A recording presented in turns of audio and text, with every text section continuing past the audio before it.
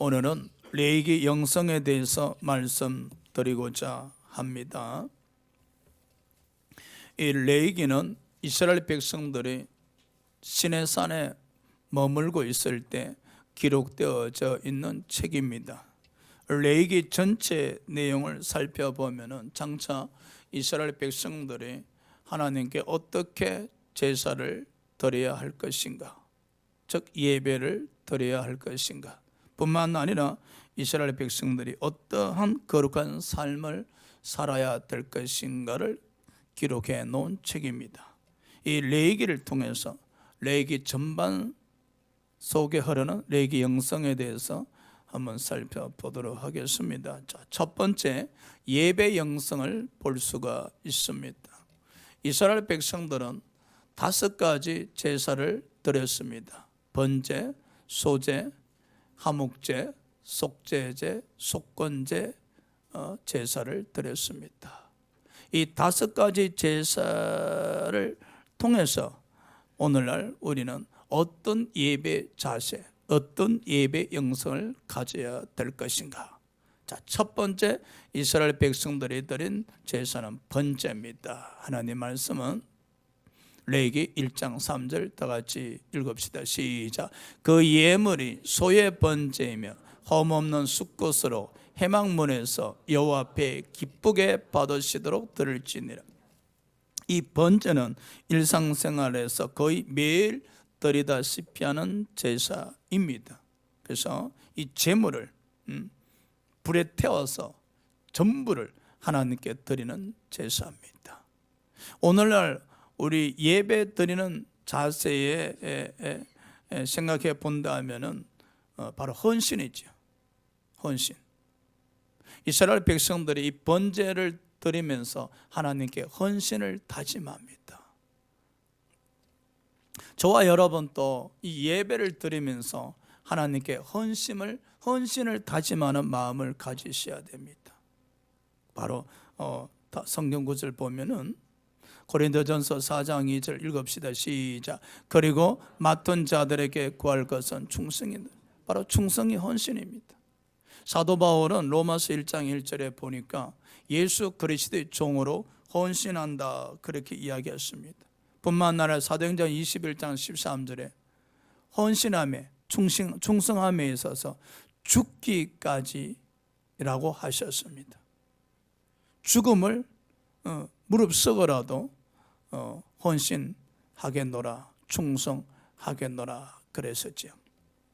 그런데 우리가 헌신하고자 할 때 늘 좋은 환경에서만 헌신할 수 있는 것이 아닙니다.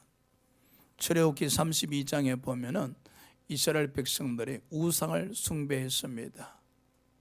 그때 모세가 하나님 편에 서 있는 사람들은 이제 다 앞으로 나오시오 하니까 레위 지파 사람들이 다 나왔죠. 레위 지파 사람들에게 이야기합니다. 칼을 차고 이스라엘 백성들 중에 우상 숭배한 자들, 그대들의 형제일지라도, 그대들의 가족일지라도, 그대들의 자식일지라도, 그대들이 알고 있는 지인일지라도 다 죽여라 그럽니다. 어제까지 형님, 동생 한 사이, 어제까지 아버지 한 자식일지라도, 어제까지 친하게 지낸 지인일지라도 칼을 차고 다 죽여라 합니다. 이에 레위 지파가 우상 숭배한 3,000명을 죽입니다. 그때 모세가 레위 지파에게 이야기하지요. 너희들은 하나님께 헌신하였느니라. 할렐루야. 헌신이란 것은요, 우리 몸과 마음과 전적을 다 주님께 드려서 충성하는 겁니다. 여러분이 예배를 드리면서 이런 믿음의 마음을 가져야 됩니다. 나도 헌신하겠노라. 할렐루야. 헌신하겠노라. 이 믿음의 마음을 가지고 예배를 드려야 하신다는 것이죠. 자, 예배 영성 두 번째 봅시다. 이스라엘 백성들은 소제를 드렸었습니다. 저 소제는 곡식 가루를 가지고 드리는 제사인데, 이 곡식을 아주 그 고운 가루로 빻아서 이제 하나님께 드린 제사인데, 바로 받은 바 은혜에 감사해서 드리는 제사입니다. 우리가 하나님께 예배 드릴 때에 항상 이 받은 바 은혜에 감사하는 믿음의 자세로 예배를 드려야 돼요. 받은 바의 은혜, 받은 바의 은혜. 우리는 에베소서 2장 8절에도 보면은 구원도 값없이 은혜로 말미암아 받았다. 로마서 3장 24절에도 그리스도 안에서 속량 하나님의 은혜로 값없이 어렵다 하심을 받았다고 했지 않습니까? 우리는 영적으로 받은 바 은혜가 굉장히 많습니다. 그래서 하나님 앞에 예배 드릴 때 이 받은 바 은혜에 감사하는 믿음으로 아버지 앞에 예배를 드려야 될 줄 믿습니다. 할렐루야. 세 번째 이스라엘 백성들이 드린 예배는 화목제입니다. 화목제. 자, 하나님의 말씀 봅시다. 레위기 3장 1절에 시작. 사람이 만일 화목제의 제물을 예물로 드리되 서로 드리려면 숫끝이나 안끝이나 흠없는 것으로 여호와 앞에 드릴지니. 그랬지요.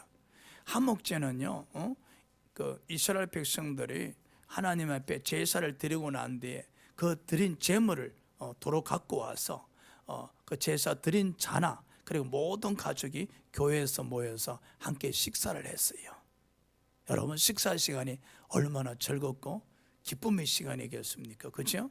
우리가 이 예배 드릴 때에 마치 잔치 분위기로 예배를 드려야 돼요. 그 잔치 분위기로. 그래서 로마서 5장 1절에 보니까 어렵게 된 자는 하나님과 화목해야 된대. 로마서 5장 2절에 어렵게 된 자들은 하나님과 즐거워해야 된다고 말씀하셨습니다. 그래서 여러분, 우리는 뭐에 대해서 기쁘고 즐거워해야 되는가? 우리는요, 제 종에서 하나님이 종이 되어서 영생을 얻은 자가 되었으니 이 얼마나 즐겁고 기쁜 일이 아니겠습니까? 그래서 이 예배 드릴 때에 인상 서지 마시고 얼굴 환하게 펴시고 마음에서 기쁨의 엔돌핀이 막 넘치는 가운데 예배를 드려야 될 줄 믿습니다. 할렐루야. 그럼요.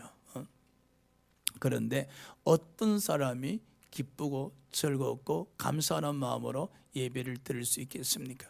바로 이 마음에 성령이 운행한 사람이에요. 성령이 운행하시게 되어지면 우리를 저 십자가 은혜로 이끌고 가셔요. 그래서 십자가에서 양손 양발 대못 박히시고 창에 옆구리 찔리신 그 은혜를 바라보게 하시고 그 은혜를 믿게 하심으로 그 은혜 가운데 우리를 머물게 하심으로 구속의 은혜에 대해서 감격이 넘치고 감사가 넘치고, 그래서 우리가 하나님 앞에 예배 드릴 때 감사를 드리며 기뻐하며 감격하며 예배 드릴 수가 있는 겁니다.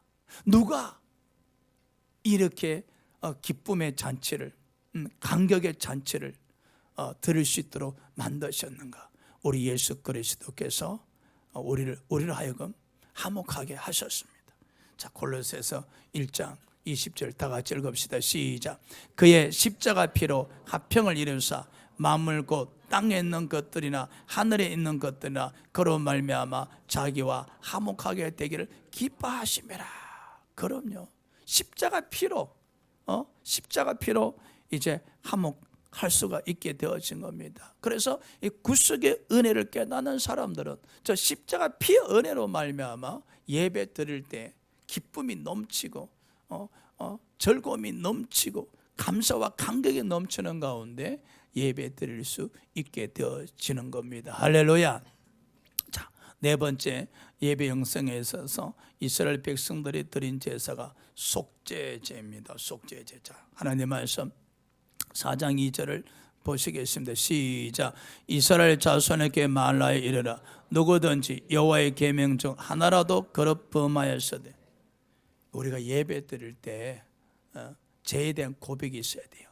이스라엘 백성들은 남녀노소 빈부 귀천을 막론하고 죄를 지으면은 이 제물을 제단에 끌고 와서 하나님께 드리고 자신들의 죄를 회개했었습니다. 오늘날 또 마찬가지입니다. 우리가 예배 드릴 때 우리의 죄를 하나님께 고백하셔야 돼요. 할렐루야. 우리 죄를 하나님께 고백하면은 요한일서 구절을 보시기 바랍니다. 시작. 만일 우리가 우리 죄를 자복하며 그는 미쁘시고 어로워서 우리 죄를 사하시며 우리를 모든 불의에서 깨끗하게 하실 것이요. 할렐루야.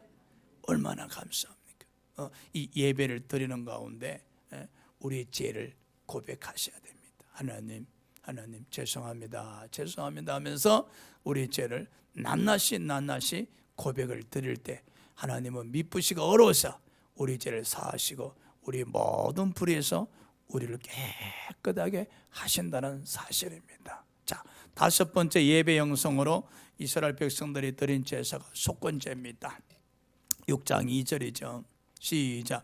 누구든지 여호와께 신실하지 못하여 범죄하되 곧 이웃이 맡긴 물건이나 전당물을 속이거나 도둑질하거나 착취하고도 사실 부인하거나, 잘 보세요.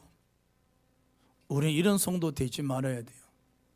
이스라엘 백성들 중에도 온갖 나쁜 짓도 하고 하나님 앞에서 제사를 드리고자 했었거든요.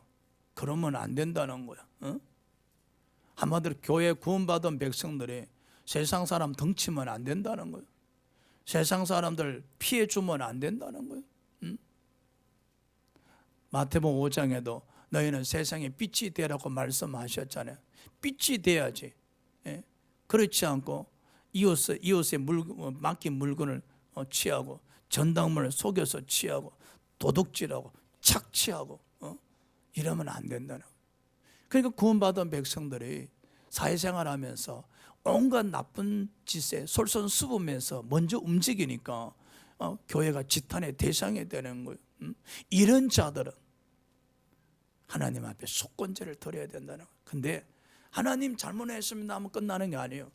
내가 남에게 피해를 줬으면 5분의 1을 추가시켜서 배상해주고 그 다음 하나님 앞에 나와서 잘못했느라고 하면서 속건제 제사를 드려야 한다는 겁니다.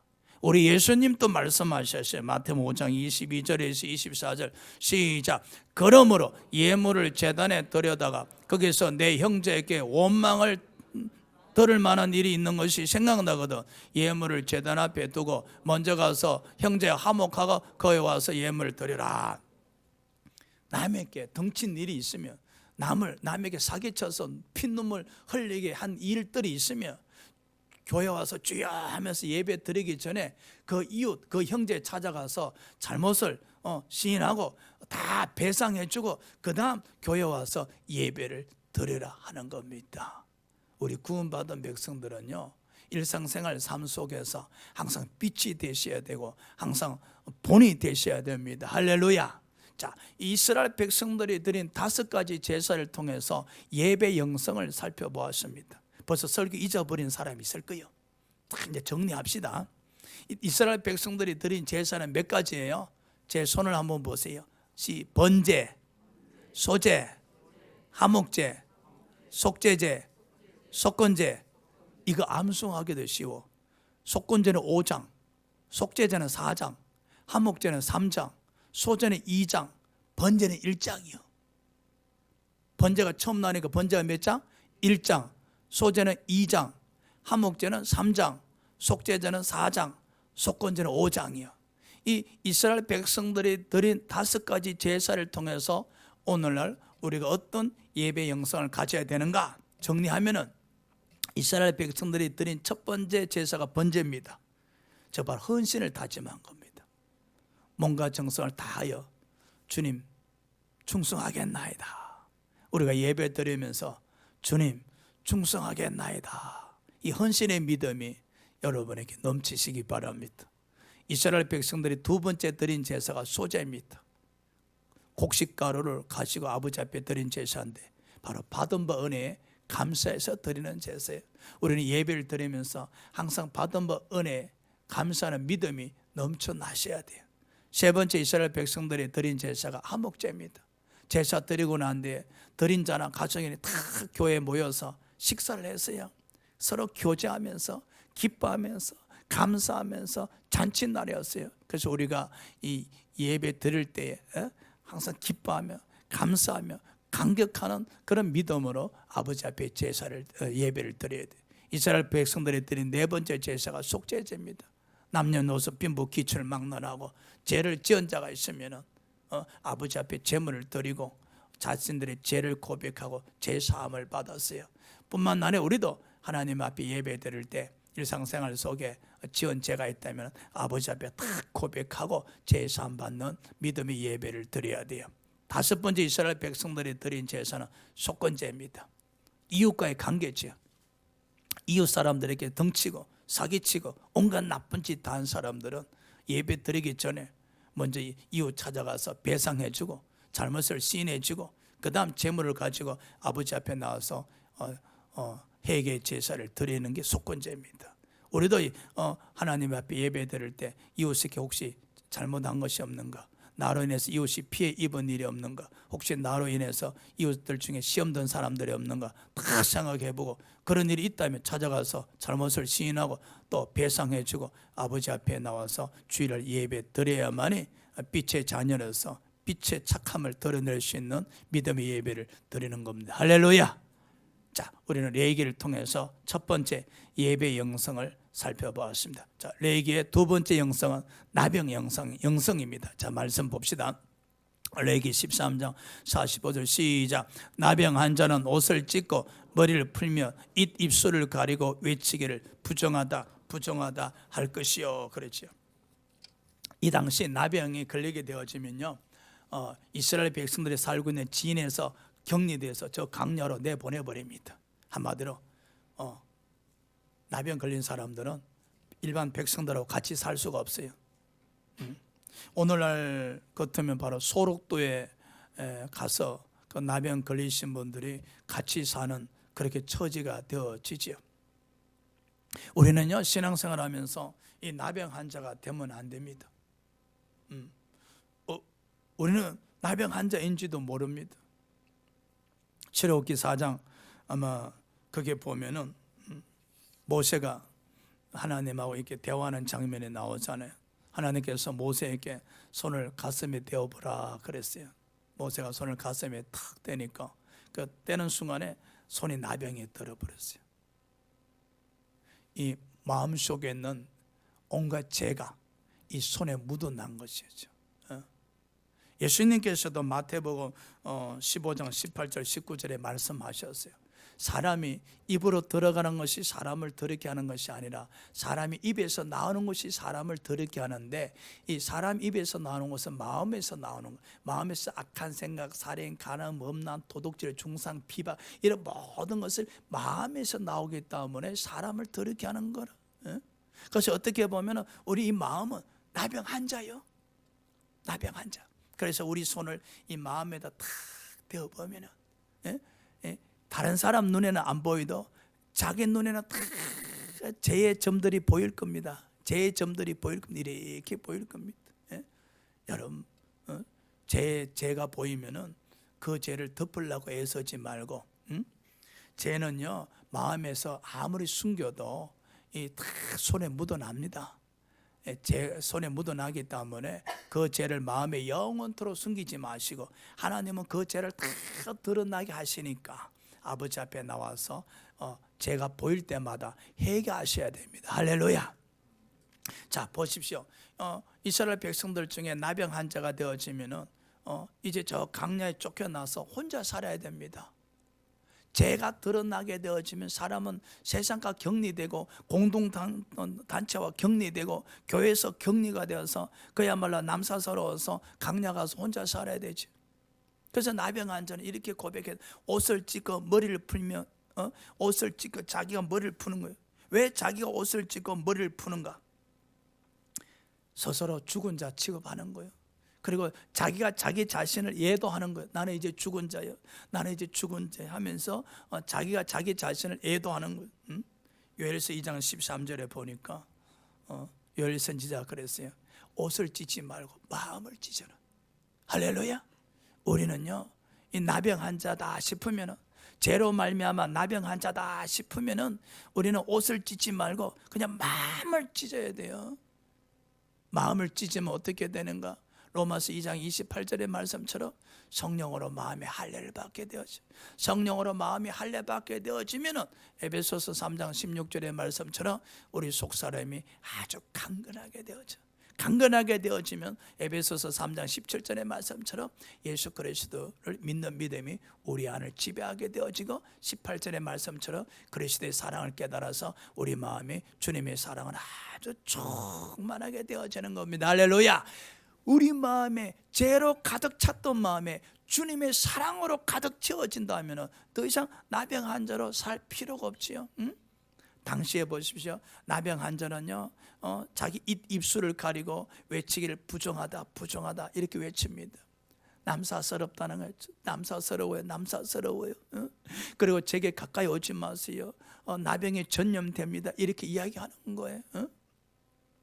그럼요.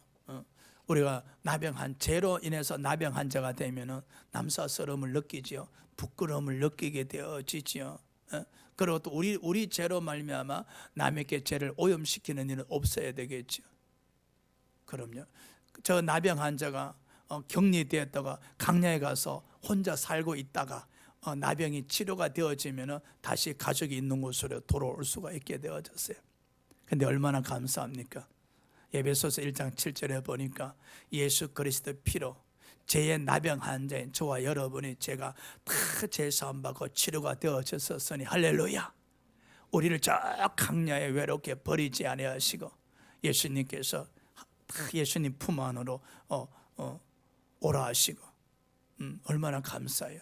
그것으로 끝나는 것이 아니고 죄의 나병 환자였던 우리에게 주님 품 안에 오게 하셨을 뿐만 아니라 하나님 손바닥에 우리 이름을 새겨 주셔서 천국 백성 삼아 주셨을 뿐만 아니라 저 천국을 우리에게 허락해 주셨으니 이 얼마나 은혜가 감사하겠습니까? 저 나병 환자가 보십시오. 자기 가족하고 이웃하고 지인들하고 친척들하고 다 떨어져서 저 강야에 가서 혼자 살 때 얼마나 외로웠겠습니까? 아마 이런 이야기 했을 겁니다. 나는 돌아가면 다시는 이제 건강하게 살 거야. 이제 건강하게 살 거야. 이렇게 다짐했을 거예요. 우리가 죄로 인해서 격리가 되었을 때 주님 앞에 나와서 회개하고 자복하고 통곡함으로 말미암아 이제는 나는 주님 안에서 오직 믿음으로 살아야지. 오직 믿음으로 살아야지. 이 마음의 결의와 다짐이 있어야 될 줄 믿습니다. 이 레기 13장 14장에 나오는 저 나병 환자를 통해서 우리는 나병의 영성을 가져야 돼. 우리는 죄로 말미암아 나병 환자가 되면 안 됩니다. 혹시나 죄로 말미암아 나병 환자가 되어서 우리 죄가 드러나고 그로 인해서 격리된 삶을 산다 할지라도 주님 품에 빨리 달려오셔서 회개하고 죄를 고백하고 부르짖을 때 십자가 흘리신 보혈의 피로 우리 죄가 깨끗하게 씻음을 받을 줄 믿습니다. 그렇게 되어질 때 다시 주님 품 안으로 돌아올 수 있고 또 천국을 소망 삼아서 살아갈 줄 믿습니다. 자, 레기 영성의 세 번째가 흰년 영성입니다. 자, 말씀 25장 10절 보시겠습니다. 시작. 너희는 50년째 해를 거룩하게 하여 그 땅에 있는 모든 주민을 위하여 자유를 공포하라. 이 해는 너희에게 흰년이니 너희는 각각 자기 소유지로 돌아가며 각각 자기의 가족에게로 돌아갈지며. 자, 보십시오. 한마디로 흰년이 되면은 원상 회복이 되는 거예요. 한번 기쁨의 날이에요. 자유가 선포되어지는 날이요. 이스라엘 백성들이 자기 바깥 집을 팔았다 칩시다. 흰년이 되면 다 돌려받아요. 이스라엘 백성들이 종으로 팔려갔다 칩시다. 흰년이 되면 다 자유를 얻어서 자기 가족으로 돌아올 수가 있게 되어지는 겁니다. 한마디로 흰년은 모든 것이 회복되어지는 해입니다. 그야말로 기쁨의 해입니다. 자유가 선포가 되어지는 해입니다. 할렐루야. 얼마나 감사합니까? 그런데요, 이 흰년의 은혜가 오늘 이 시대에 우리에게 이미 임하셨다는 겁니다. 누구를 통해서? 예수 그리스도를 통해서 이 흰년의 은혜가 우리에게 이미 넘치고 있다는 사실입니다. 할렐루야. 자, 한번 봅시다. 요한복음 8장 32절 시작. 진리를 알지니 진리가 너희를 자유롭게 하리라. 바로 진리 대신 예수 그리스도로 말미암아 우리가 자유를 얻었어요. 어떻게? 로마서 8장 1절에서 2절 시작. 그러므로 이제 그리스도 예수 안에는 자에게는 결코 정죄함이 없나니 이는 그리스도 예수 안에는 생명의 성령의 법이 죄와 사망의 법에서 너를 해방하였음이라. 생명의 성령의 법에서 우리는 죄와 사망의 법으로부터 자유함을 얻었습니다. 얼마나 감사합니까? 더 이상 종살이 할 필요가 없습니다. 더 이상 포로된 자로 살 필요 없습니다. 더 이상 남에 매여서 살 필요 없습니다. 이제는 우리는 주님으로 말미암아 모든 것으로부터, 포로됨으로부터, 눌림으로부터, 억압받는 것으로부터 완전히 자유함을 얻었었습니다. 할렐루야! 얼마나 감사합니까? 그럼에도 불구하고 갈라디아서 5장 1절 시작. 그리스도께서 우리를 자유롭게 하려고 자유를 주셨으니 그러므로 굳건하게 하셔서 다시는 종의 멍에를 매지 말라. 그런데도 불구하고 자유를 얻었음에도 불구하고 사람들은 종의 멍에를 맨다는 겁니다. 저 갈라디아 교회 성도들이 진리 대신 예수 그리스도로 말미암아 자유를 얻었음에도 불구하고 예수를 버리고 율법으로 돌아가고 있었다는 거지. 그래서 종의 멍에를 메고자 했다는 겁니다. 그래서 사도 바울이 안타까워하거든요. 그런데 갈라디아 지역의 교회 성도들뿐만 아니라 오늘날 많은 성도들이 하나님의 자녀가 되었음에도 불구하고 자꾸만 죄의 종으로 돌아가고 있단 말입니다. 그래서 안타깝죠. 다시는 종의 멍에를 매지 말라. 이제 하나님의 시민권자로 하나님의 자녀로서 죄와 사망의 권세로부터 자유함을 얻었는데 어찌 너희가 종의 멍에를 메고자 하는가? 왜 흰년의 은혜를 버리고자 하는가? 예수 그리스도로 말미암아 우리에게 이 흰년의 은혜를 우리에게 주셨건만 왜 우리는 이 흰년의 은혜를 버리고 죄와 사망의 종으로 다시 돌아가고자 하는가? 사랑하는 여러분, 우리는 흰년의 은혜를 받았었습니다. 우리에게 이미 예수 그리스도 이름으로 말미암아 자유가 선포가 되었습니다. 죄와 사망의 법으로부터 자유가 선포가 되었습니다. 그렇게 우리는 영생을 얻은 것입니다. 할렐루야! 우리 영생을 소망 삼고 하늘나라를 소망 삼고 살아가는 하늘나라의 백성입니다.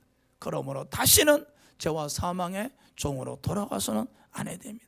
이 흰년은요 아버지께로 원상복귀하는 겁니다. 흰년은 아버지께로 돌아오는 건데, 자 이사야 55장 6절에서 7절 시작. 너희는 여호와를 만날 만한 때에 찾아라. 가까이 계실 때에 그를 부르라.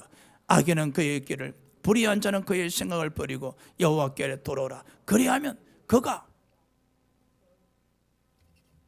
긍휼히 여기시리라. 우리 하나님께로 돌아오라. 그가 너희에게 용서하시리라. 할렐루야. 흰년은요 아버지께 돌아오는 거예요. 이스라엘 백성들이 흰년 되면 다 고향으로 돌아갔듯이 우리는 이미 흰년의 은혜를 받은 자들이잖아요. 그러므로 우리는 매 순간순간마다 아버지께로 돌아오셔야 돼요. 할렐루야. 이는 찬송가 가사도 있지 않습니까? 멀리 갔더니 아버지를 떠나서 생각이 참 멀리 가서 낙심하고 좌절하고 힘들고 원망하고 불평했었어요. 그렇다 할지라도 다시 흰년의 은혜를 생각하면 아버지께로 돌아오셔야 돼. 어제까지 내가 탕자여서 아버지 품을 떠나서 세상 속에서 내 마음대로 살았다 칩시다. 그래 할지라도 이제 배가 쫄쫄 날마다 굶어 보십시오. 아버지가 생각나서 야 아버지께로 돌아가자. 그래서 탕자가 아버지께로 돌아왔습니다. 그게 바로 흰년의 은혜란 겁니다. 우리는요 매일매일 이 흰년의 은혜를 안에 살아야 됩니다. 그런데 보십시오. 아버지께로 안 돌아와요. 마귀가 자꾸 우리의 생각을 세상으로 끌고 갑니다. 자꾸 마귀가 우리의 생각을 끌고 와서 불평의 종로로 하게 만듭니다. 불만을 가지게 만듭니다. 죄의 종으로 살아가게 만듭니다. 낙심하게 만듭니다. 좌절하게 만듭니다. 내가 미래를 어떻게 살아가지 걱정, 염려, 근심하게 만듭니다. 그랬다 할지라도 오늘 예배 드리는 가운데 말씀 듣는 가운데 성령의 운행하심으로 흰년의 은혜를 회복하시기 바랍니다. 다 버리고 아버지께로 돌아오시기 바랍니다. 그것이 바로 흰년의 영성이고 흰년의 은혜입니다. 할렐루야. 자, 우리 레위기 영성을 정리합시다. 레이기 영성은요 예배 영성입니다, 여러분. 그래서 여러분 예배 드릴 때 예배 영성을 가져야 돼요. 헌신을 다짐하는 믿음, 받은 바 은혜에 감사하는 믿음, 구원의 관계에 감사해서 드리는 믿음, 죄를 고백하는 믿음, 이웃과의 관계에 있어서 원만한 관계를 맺어가는 믿음, 그리고 죄로 인해서 나병 환자는 되지 마셔야 됩니다. 그리고 주님의 은혜로 이미 우리에게 흰년의 은혜가 넘치기 때문에 아버지를 떠난 일이 있다면 속히 아버지께 돌아오는 흰년의 은혜를 회복하셔야 됩니다. 그래서 죄와 사망의 권세로부터 자유함을 얻어서 영생을 소망 삼고 천국을 소망 삼아서 살아가는 저와 여러분이 되셔야 됩니다. 할렐루야.